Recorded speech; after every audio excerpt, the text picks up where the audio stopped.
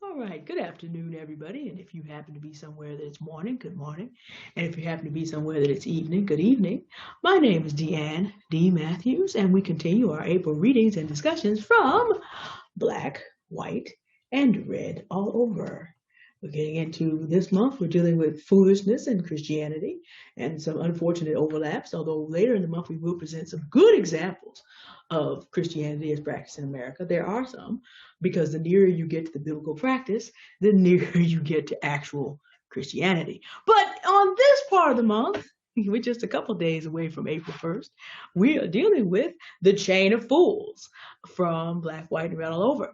For our last video, we discussed Braxton Beauregard Bragg, the reckless fool, with the famous name of someone both who borrowed both from two former Confederates and also a person who has another one of those borrowing Confederate names still living today, making policy for you and me up until 2018. But if you want to catch all that, you'll have to look back in the reading list for our last reading. Today, we're moving on from the reckless fool to the power drunk fool. Braxton Beauregard Bragg is an overgrown bully. 4 B's in a row. Braxton Beauregard Bragg, the bully, overgrown. Not really, he has a position. He's the captain of police in a very tiny town where there's like, he's the captain and he has a lieutenant. And it's just them, and that's enough. But the point I'm making is he doesn't have as much power in the world as he likes to think he has. So he's basically just an overgrown bully. And in Black, White, and Red all over, all these people that he's interacting with on the police force are people that he grew up with.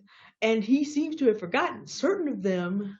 This book has its own, we have our own character. We'll meet him again today as someone that who has a reputation from 5 years old of knocking bullies down. He serves that function among others in this book. However, Braxton Beauregard Bragg didn't get the message at 5 years old, didn't get the message at 15 years old, so he's going to have to get the message at 45 years old that eventually as a bully, that's not going to come out as well for you as you think it is. That's the reckless fool. They're very dangerous, however, in large groups. Witness January 6th, 2021. These are the kind of people that are always involved. If there's going to be major mob violence where you can thoughtlessly go and intimidate other people, they'll be there. So that was one of the reasons that Braxton Beauregard Bragg leads the chain of fools. However, today we deal with Police Commissioner Orton Thomas of the Big Loft Police Force. And he is the power drunk fool because he has the money and he has the resources and he has the position. And unfortunately, he's gotten away with this so many times. And because of his title and position, he can pretty much run over anybody he wants until. Now, let me just explain something. Inside the Lofton County universe, Big Loft is the county seat. It's the only thing that qualifies as being a city. I live in San Francisco, California, and so Big Loft would be about half the size of San Francisco. San Francisco is running at about 800,000 people. Big Loft comes in around 350, 400,000 people.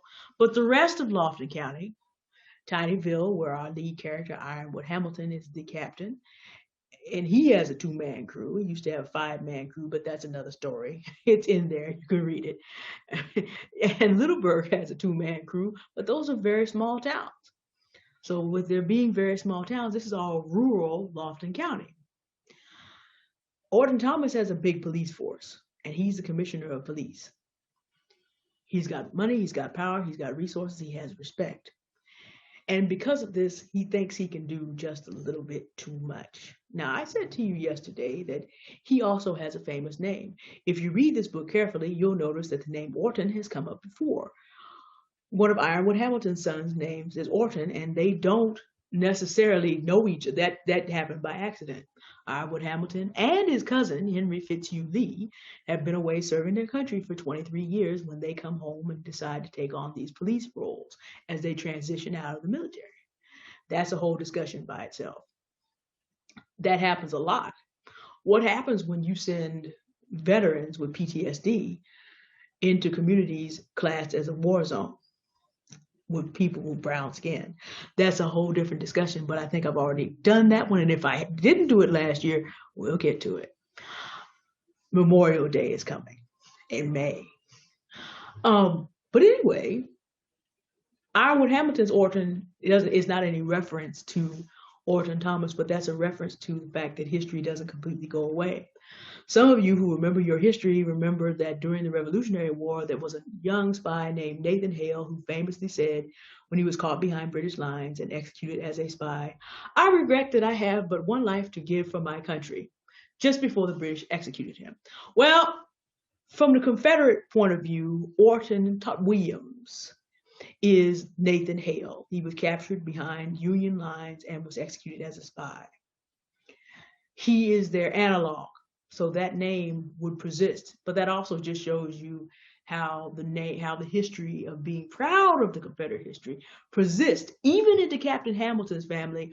Although in Captain Hamilton's defense, I will say that if you happen to have 11 kids, you're probably just looking for names that you kind of know. And since Captain Hamilton and Captain Lee obviously are all scions of the Lee family, the original Orton Williams was a cousin of Robert E. Lee's wife, a distant cousin who actually nearly married Robert E. Lee's daughter. So that name Orton would have bounced around in that, you would figure it would bounce around in that family. Orton Thomas, not so much. He has his name Orton with the same reason that Braxton Beauregard Bragg has his name Braxton Beauregard Bragg. This is intentional taking on of the legacy. However, the person that Orton Williams much more resembles is Jefferson Davis, President of the Confederacy. And he illustrates something about what happens when you think you're in charge and you cross the wrong man. This scene that I'm about to read relates to a singular written conversation between President Davis and General Robert E. Lee, and it's remembered in a book named Lee After the War, 1963, and I cannot remember the author's name at the moment, but it describes the historical moment when Lee wrote a note to Jefferson Davis on April the 2nd, informing him that General Grant had broken the Confederate lines in 3 places and that President Davis would need to evacuate from Richmond. Now, that's a general telling you as the president, "Run, fool!" in Robert E. Lee's soft and underspoken way. But it was clear. Lines broken in 3 places. We've been out here defending you for 9 months, but we can't do it anymore. Jefferson Davis writes back a very annoyed note to his general, reminding him of how inconvenient it would be to evacuate on a Sunday. And can you please put your lines back together so I can evacuate in good time tomorrow morning? We still do not have any record of anybody who remembered General Lee cussing anybody out, but he had perfectly memorable examples of things to do when he wasn't going to cuss somebody out. He invented the paper shredder and threw it on the ground and got up out of there and did not send any more notes until April the 10th, when after he disobeyed Jefferson Davis's standing order not to surrender, 156 years anniversary from the day that you see this, April 9th, 1865.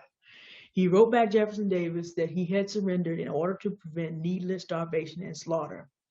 But understand this, the person who finally kicked off that thought process to Lee, that he and his men were on their own, and that Jefferson Davis didn't care enough to even get up and talk about, can you go, 9 months and 1 day, just put your lines back together, didn't know what was going on, didn't have a clue what was really happening, supposedly in charge.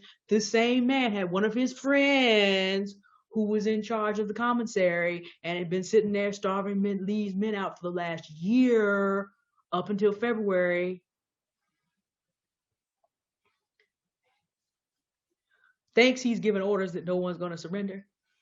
And the person who cashes him in is that same Robert E. Lee. This is the week where Lee made up his mind. You know what? We're not going to do this. My men will starve and be slaughtered. I know what he said, but if I can betray the United States of America, I also can betray Jefferson Davis. Watch this.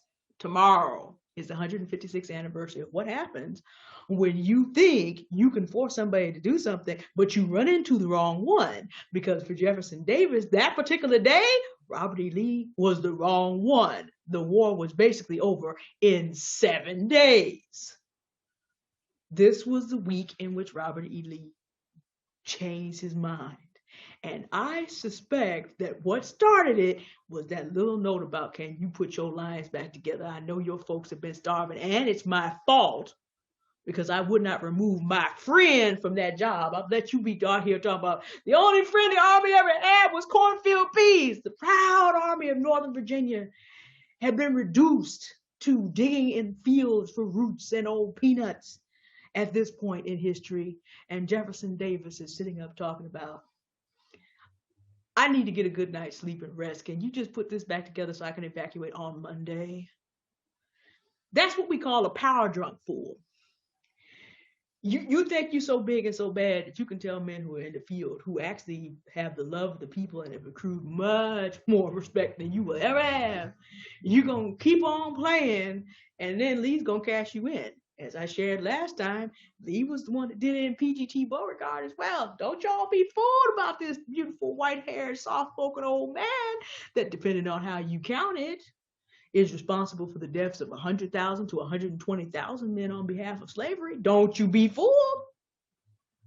This man who still has so much influence that you can't get they still haven't got that statue down in Charlottesville. They're still trying to get the courts and everybody to remove that so they can get it down. They just got the approval last week. But you're going to be Jefferson Davis and talk smack. Okay. All right. You got 7 days to be president of the Confederacy. It actually took a little bit longer than that, but I'm just saying it was all done in 7 days. So here we come down to black, white, and red all over. Henry Fitzhugh Lee is Robert E. Lee's great-great-great nephew, but I have given him the burden of being the genetic double. He can do anything he wants in Virginia. In chapter 2, we find out that he is going through serious enough depression so that Ironwood Hamilton basically just picks him up and takes him to the house. Doesn't feel like he should be by himself. His background is military. He and Ironwood Hamilton have the same background. They're both military. Special forces. See, Robert E. Lee came up on the engineering track and then went to command later. He never meant to get into a situation. In fact, he said it later, quote, taking military education was the worst mistake of his life. He said that. He never intended to get into a position where he was going to have to give orders to kill people. He was an engineer. He changed the command track at the wrong time in American history. Henry Fitzhugh Lee, you read down in chapter 12 how he ended up in the military by defending his girlfriend, and a whole general saw it and said, we got to get him in here. Captain Lee, totally different. Killer from the beginning. This is, he was one of those special forces type guys that a military man could kill a civilian like me in ways I can't even imagine. A special forces man can take an average military man and kill him in ways he can't even imagine. That's the kind of elite deadliness that men like this have. And generally, they walk among us every day. They're quiet. They're trying to avoid conflict in general. Captain Lee's on a desk job, as I'm going to read it for you. He's not trying to be in a position where he's going to be triggered. He's really not trying to do that. And if Commissioner Thomas had left him alone, the story takes a completely different turn. There's a lot of things that don't happen after chapter 9. But you know what? Again, Orton Thomas is running a very corrupt police department. And he's been able to get over on practically anybody else. Never mind that he could have looked in this man's personnel file. There's this mission called 5 Bright 9 that Colonel Lee is famous for getting his men out of. Now, there's certain things that a civilian cannot know. Like some of you may have seen the movie Zero Dark 30. And you can know everything about Zero Dark 30 that there are public records about and that you may have seen in the movie. But there are certain things about Zero Dark 30 that we will never know because it's classified. 5 Bright 9, which of course is a homage to Zero Dark 30, is well known, but it's just like you could read enough of it to know, like you could read this man's whole record enough to know. You probably wouldn't want to try to corrupt him or mess with him in any way, and then pile on top of it, he is the walking, talking genetic double of Robert E. Lee in 2019 Virginia. You probably don't want to bother with him. He has bouts of depression, so already he's not in a good headspace. You probably don't want to bother him. And all this is possible.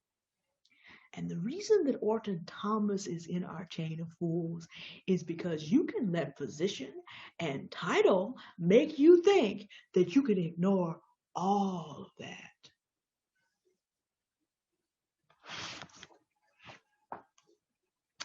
The title of chapter 9 is The Angel of Death is Awakened. Tuesday night. On his way out of Big Loft's police headquarters, Captain Lee heard someone calling his name. He turned around and looked down the street. Commissioner Thomas, good evening. Good evening, Captain Lee. I'm glad I was able to catch up with you. That traffic out there is horrible. Can I buy you a drink? I don't drink, Commissioner, but I will enjoy a virgin mojito in your company, if you desire. Now, I'm going to pause the reading right here. First of all, Colonel Lee comes from a world where big rank gaps don't fraternize. That's a good old military rule. The commissioner is the commissioner of police. He's taking a captain out for a drink. That's about as wide a gap as between a general and a captain. So already, if you're military and you know how these things work, you're kind of like, now wait a minute. And police basically are paramilitary. How often does a commissioner offer to take a captain out for a drink? I'm just saying. So back to the reading.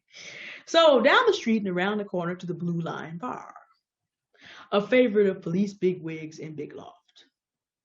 Commissioner Thomas looked on with great intrigue as Captain Lee had his virgin mojito, 3 limes, a whole bunch of mint, molasses, and cool water, made to order while the commissioner enjoyed a big mug of his favorite draft beer. I just wanted to get out of the shop for a minute to talk shop, but you know how it is, said Commissioner Thomas. Yes, sir.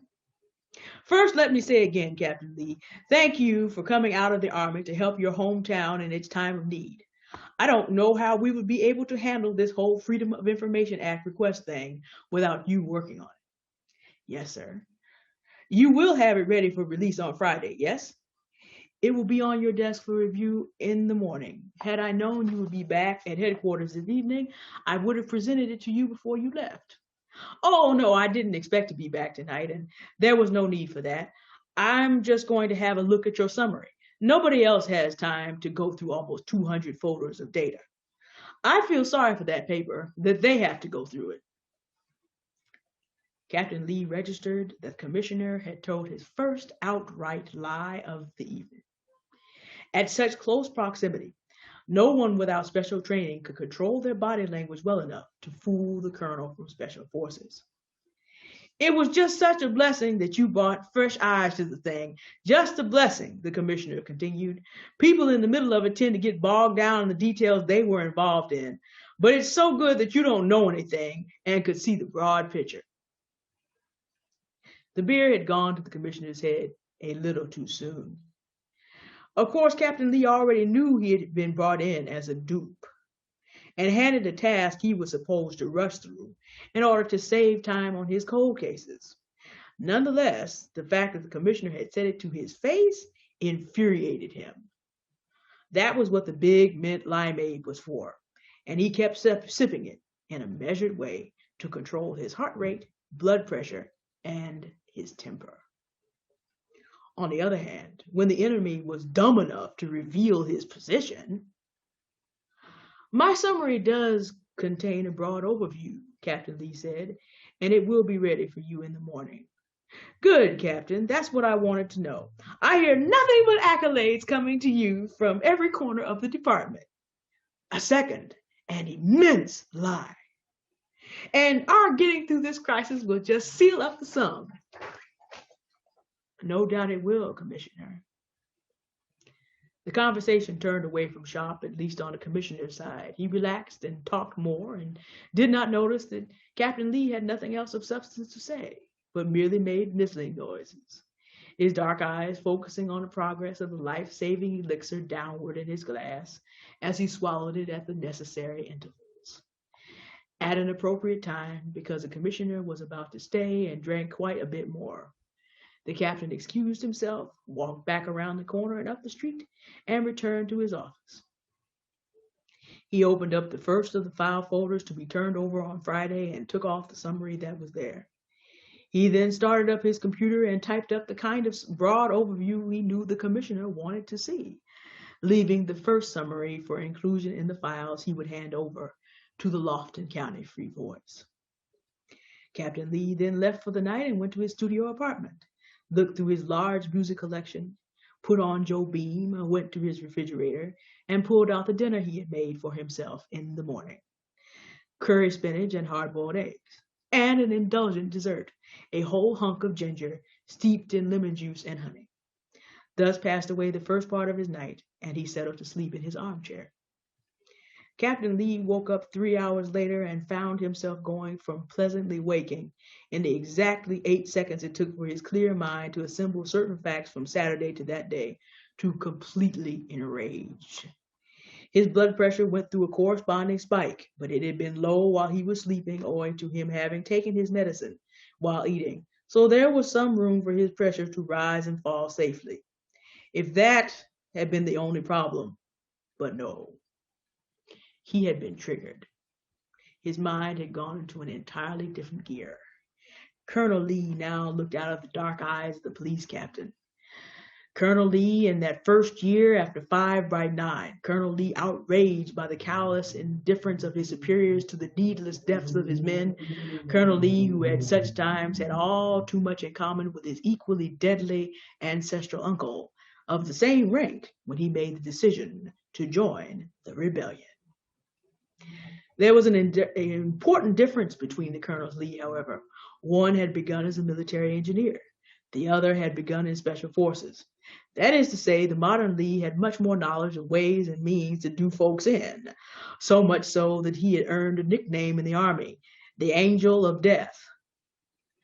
He was on a desk job in the police force for a reason, not having wanted to be in any situation that triggered that portion of him, but the situation had found him.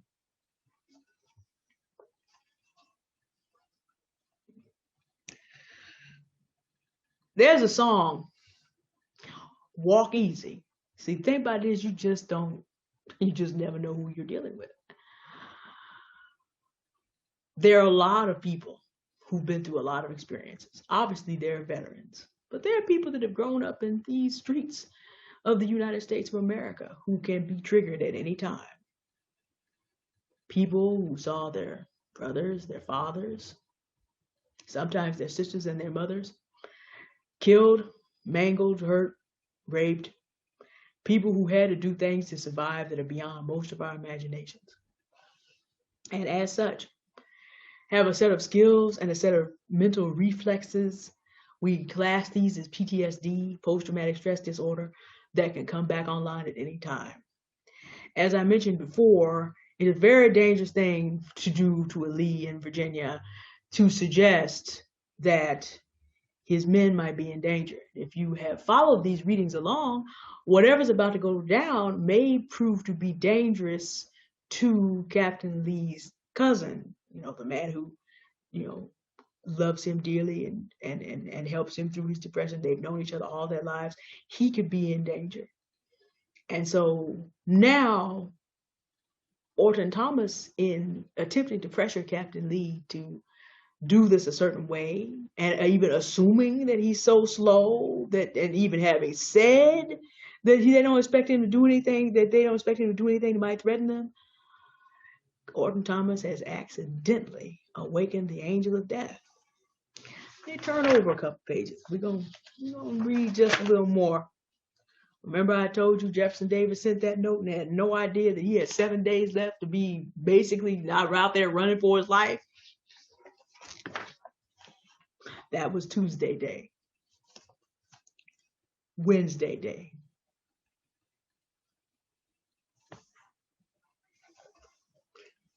Quiet as usual in Captain Hamilton's office, where the most exciting event for the day was another 3 interviews for the lieutenant's positions. It was getting to be a bit tiresome. The pay was low and the captain's requirements quite high, and these 2 things did not match for most. Captain Lee's day was a bit more eventful. Commissioner Thomas reviewed his second summary and approved the entire release as it was. Captain Lee merely slipped his first summary under it in the folders that were eventually going to be released, and began packing the folders into the cases that Henry Varick IV, it should be James Varick, I changed that later, James Varick IV would eventually put in a U-Haul truck. He kept an eye on the clock, counting the seconds until lunchtime. In the wake of 5 Bright 9, Captain Lee's mindset had altered, perhaps irreversibly. He remained ferociously devoted to his peers and subordinates everywhere. But the instant a superior gave him an indication that he or she was not to be trusted, that superior became a suspect at best and an enemy at worst. And anybody who had looked up Henry Fitzhugh Lee's record could tell you, you didn't want him to consider you as an enemy. The clock struck 12 noon. Captain Lee changed clothes and flipped his hair to a more rakish look to fit the role, and became the 13th busboy at a restaurant where the commissioner and his friends were dining. The place had been hiring for a month. Nobody thought to question the new busboy with the perfect face and glorious smile, because he bussed with great efficiency and earned great tips for the pool. Commissioner Thomas did not recognize the new busboy, although he had sat next to the man and had a drink with him the night before. Captain Lee expected that. The commissioner was just the type of person who didn't see you unless you had on the right insignia, and no one performing one of the slaves' old roles had it. So Captain Lee cleaned tables, kept customers delighted, and dropped a surveillance device. Quote, I tell you, Lee has worked out better than we dreamed. He managed the whole thing, but not too well, judging from his summary. Too much data for any one man to completely understand in that short period of time. But he has done a workmanlike job that will cover us in any event. Yeah, chances are with that much data, no one will be able to do any better than he did, said another bigwig. Let's hope so, said the commissioner. We have enough problems policing Big Loft without that Negro paper dragging up old skeletons. It's going to be close enough still, the way Lee picks up detail. He surely does, said the secretary. He remembered my birthday and divined my favorite color just from what was on my desk. He bought me the most lovely card last weekend. Oh, don't go getting sweet on him, the other men at the table thundered in unison at the blushing Southern Belle beauty. It's kind of hard not to. He's so handsome and sweet in his own sad way, and he's not dumb either. It took 24 years to wrap up that Swanson case, didn't it? Well, Lee solved it in a week, said the commissioner. That's what makes him so wonderful and so dangerous. That meticulous mind. My fear was that he was going to do so well that he was going to read a roadmap for the paper to be able to follow and understand this whole mess, which Captain Lee had and would. I'm glad we have Captain Bragg's full plan as our backup, said another bigwig. The commissioner chuckled. Oh, well, we can't talk about that, not even unofficially, and not officially until Saturday morning. But you're right. It's good that we have worked out things with Captain Bragg and that we have folks to work with him all the way. Unfortunately for the commissioner, by Saturday morning, that statement would become part of the official record, even though, I'm not going to spoil it all. Stop right there. Even though, ... You have to read the rest of it.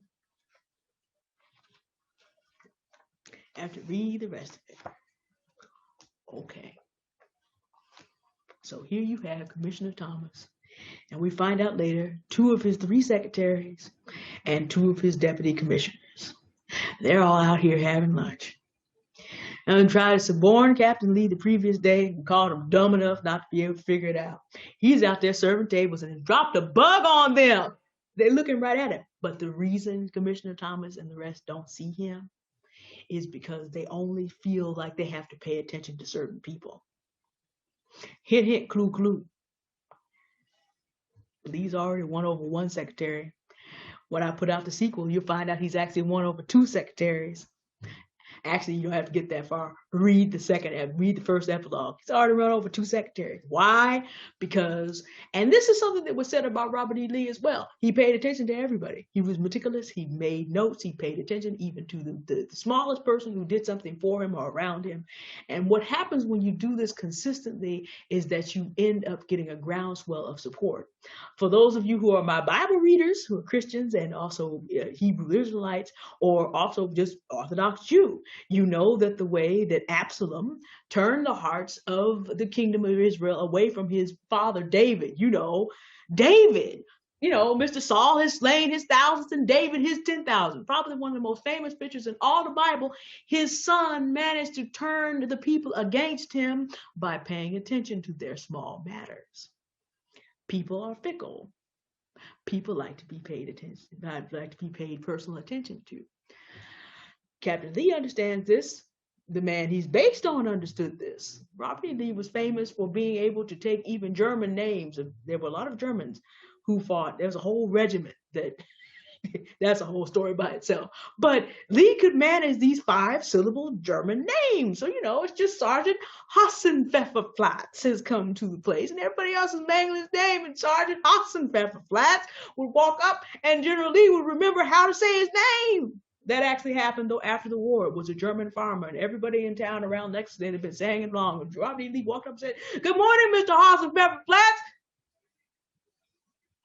People love this man. He actually treated them. And here's the thing about it. After the war, he was so respected. First, he got black folks giving him furniture for his office. I'm like, how did y'all? Don't you remember? No, because people, it's personal service. It's that personal touch of knowing who people are. Captain Lee also pays attention to this. He's been there for 6-7 months. He knows everybody who's in there. Orton Thomas has the title, the position, and all the rest. He sat down next to Captain Lee the previous night, but only looked at him as a chattel and didn't really pay attention to what he was looking at. So this man gets right up on him and drops the services table, drops the surveillance, just changed his hair and his uniform. He looks like a busboy. He changed his hair to a more rakish haircut or put on a toupee or something. He just changed his appearance just a little bit. They don't even see him. This is what happens. This is power drunk fool. This is what happens when you let yourself get so way up in life. You done got so big and important that you don't notice the little people. The little people do you in. But you think title and position actually gives you actual power. Now, look, if you're a Democrat or a Republican, I don't care. We can find political examples across the spectrum. People who got too big for their britches. Orton Thomas is here to just remind us, you can't afford to do that. No matter how powerful you think you might be, eventually you're going to meet your day. Eventually you're going to run into a situation where you're going to get checked hard. Now, like I said, I'm not going to spoil it for you. I'm just doing a nice, these are actually there is only one more major scene with Commissioner Thomas in this book.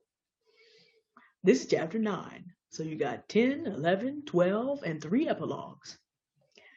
You're just going to have to come back. You're going to have to go ahead and buy the book so you can find out what happened.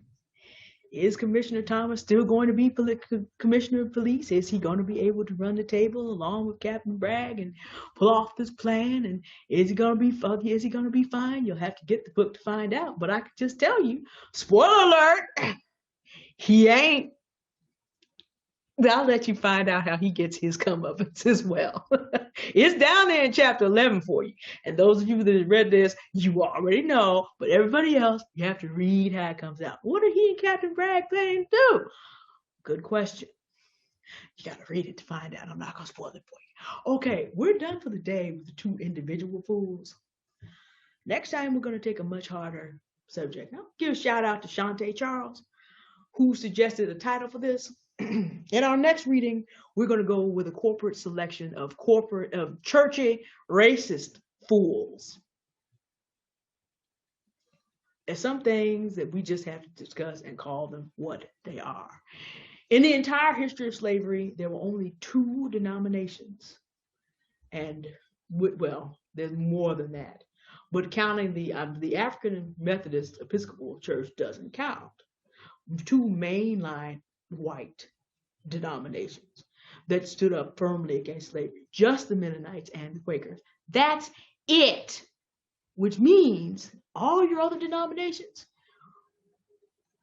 if they weren't cool with it, they were willing to, that part in the Bible, you could open the book and read where it says, okay, servants, give good fealty to your masters as if you're serving Christ. Nobody bothered to turn the page and say, masters, give to your servants what is just and equal, remembering that you have a master in heaven, forbearing, threatening. Only 2 denominations ever turned the page and read to the next chapter in Ephesians or Colossians. Everybody who was well versed in the Bible from the 1500s onward knew that chattel slavery was wrong and that the Bible never approved it. And remember when we defined terms? Orton Thomas is a fool because Prudence would have told him before he stepped to Captain Lee like that, he should have checked the man's employment record. He could have known he was a fool in light of available knowledge, and so he acted unwisely and imprudently. Every denomination in America could have read to the next page. The leadership surely read to the next page. If you can read far enough to master what servants were supposed to give their due for their masters, you could read to the next chapter, because in a lot of Bibles, interestingly, there is a page turn there. To this day, I noticed this, but not in all Bibles, because you make it work in Ephesians, but you can't make it work in Colossians. So if you read down to the end of chapter X, which talks about servants and their masters, you saw where it said what masters were supposed to do to their servants. Now, when God tells you how you're supposed to do something, I don't care what your church title is. That meets the definition of a fool, because you have to be unwise and imprudent and a silly person to think that God is going to forever let you ignore what he said not once, but twice. So we're going to have to discuss our representative of the fool church next time. I'll see you after the weekend. And closing. Today, when you see this, will be the 156th anniversary of Lee's surrender to General Grant at Appomattox. And I close with a shout out to some unrecognized Union soldiers that Ulysses S. Grant and Abraham Lincoln said were the best soldiers they had and that they could not have won the war without them. However, they are under-mentioned, and so I will do it. The 179,000 United States colored troops, the best men, black men, that the United States Army ever had, who saved the Union with their labor. Not by themselves, but it couldn't have been done without them. But because they were black men, they were overlooked because there were a lot of white men who did not want them recognized. They wanted this to be another hero stories of white people running the world with no help for black people. Never mind that black men, the labor of black men, with black women coming along later, built the infrastructure for this entire country and its economy. But they're going to keep on ignoring that. Not today. Today, on the 156th anniversary, I want to give a shout out to the United States colored troops, those black men who saved the Union, so that I could sit here as a free citizen of the United States and talk about the people they beat, who ran, those Confederates who ran scared from them. You see it in the movie Glory at Fort Wagner, who got their heads handed to them by those men who stayed the course and helped to save the United States of America. Eugene Goodman is another example of the kind of black man who needs to be recognized in history. And since so few people are going to do it on this 156th anniversary, I will. All right. I may do a live about that, especially later today. We'll see what my schedule looks like. Anyway, stay tuned for next time. We will be dealing with a fool church. And then after that, we're going to talk about someone who does something who is foolish, that is often talked about, And people give you different kind of advice about how you survive these situations. But we're going to talk about foolish versus an actual fool, because the thing about it is, sometimes you're not a fool. Sometimes you just need to be accorded the courtesy of being human. Spoiler alert: this is he has a famous name too, and he represents part of those United States colored troops in this book. All right. Anyway, that's 2 sessions away. Next time, the Fool Church will close out our chain of fools. And then after that, we're going to switch over to good examples of Christianity as found in black, white, and red all over. And that'll probably carry us through April. Heads up, H.D. Campbell will be presenting the next video of the Fool Church will not appear before Wednesday next week, because on Monday, H.D. Campbell is presenting his conversation with me on the Author's Corner. Big shout out to him and thank you. And he'll be presenting his review on April 30th, which is, let me just see what day of the month that is. That's a Friday. So we will probably conclude our April series on the 28th, which is a Wednesday. So we've still got about 2 weeks to go. Signed copies available through April and probably into May, because H.D. Campbell's audience will be seeing this in May, so it'll be available through that time, probably into the first week of May, if you'd like a signed copy. And thank you to Mr. Terrence Banks, who just recently bought a book for his son, Mr. Christopher Banks. It will be in the mail this week. And for everybody else, signed copies are available. Let me know you want one. If you want an electronic copy, the link to the Amazon will be in the description. And to everybody who may want to buy one of these, thank you in advance. All right, have a good evening. It's now evening where I am. Have a good evening, and I will see you next time. Bye.